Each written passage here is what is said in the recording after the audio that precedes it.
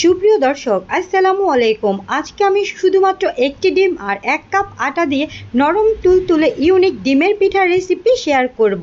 এই অসম্ভব মজাদার ডিমের পিঠাগুলো দেখতে যেমন সুন্দর, তৈরি করা খুবই সহজ।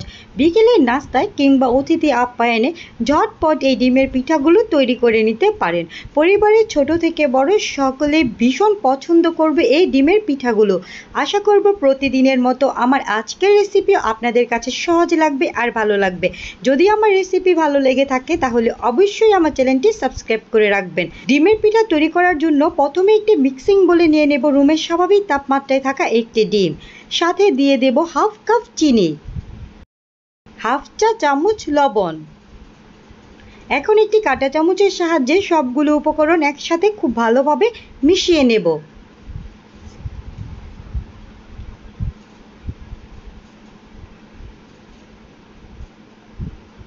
এই পর্যায়ে আমার উপকরণগুলো মেশানো হয়ে গেছে। এখন এর মধ্যে দিয়ে দেব 2 টেবিল চামচ পরিমাণ রান্নার সয়াবিন তেল।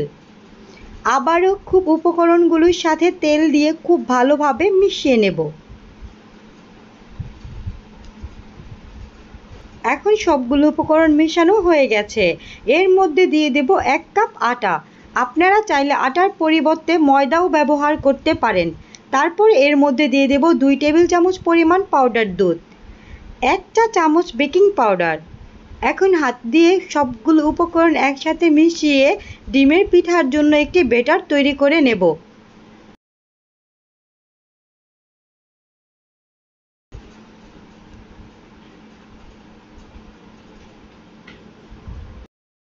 কিছুক্ষণ এইভাবে মথে নিলেই মিশ্রণটি তৈরি হয়ে যাবে। এখন হাতটাকে একটু ক্লিন করে হাতে সামান্য তেল মাখিয়ে আবারও ডোটাকে খুব ভালোভাবে সেট করে নেব। এই পর্যায়ে পিঠা তৈরির জন্য আমার ব্যাটারটি রেডি হয়ে গেছে। এখন এইরকম একটি টেবিল চামচের সাহায্যে এইখান থেকে 1 টেবিল চামচ পরিমাণ ব্যাটার হাতে উঠিয়ে নেব। চামচের সাহায্যে ব্যাটারগুলো হাতে নিলে সবগুলো পিঠার সাইজ সমান হবে। প্রথমে এইভাবে গোল, তারপর হাতে নিয়ে এইভাবে চেপটা করে নেব।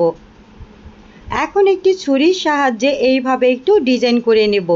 আপনাদের দেখে একটু বুঝে নিতে হবে আমি কিভাবে পিঠাগুলো তৈরি করে নিয়েছি। এই পিঠাগুলো তৈরি করে রেখে দেওয়া যাবে না, সাথে সাথে চুলায় তেলে ভেজে নিতে হবে। আমি আগে থেকেই চুলায় তেল গরম করে রেখেছি। তেলটা যখন হালকা গরম অবস্থায় থাকবে তখন এই পিঠাগুলো দিয়ে দিতে হবে। একসাথে আপনারা অনেকগুলো পিঠা ভেজে নিতে পারেন। 2-1 মিনিট ভাজার পর পিঠাগুলোকে উল্টে দিব।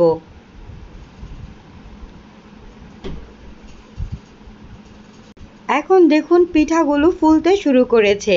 এইভাবে উল্টে পাল্টে পিঠাগুলোকে আমি গোল্ডেন ব্রাউন কালার করে ভেজে নেব। সুপ্রিয় দর্শক, যদি আমার রেসিপি আপনাদের কাছে সহজ লাগে আর ভালো লাগে তাহলে অবশ্যই আমার চ্যানেলটি সাবস্ক্রাইব করে রাখবেন আরও সহজ সহজ ভিডিও দেখার জন্য। দেখুন মাশাআল্লাহ, পিঠাগুলোর মধ্যে খুব সুন্দর একটি কালার চলে এসেছে। এখন আমি তেল জড়িয়ে পিঠাগুলোকে উঠিয়ে নেব।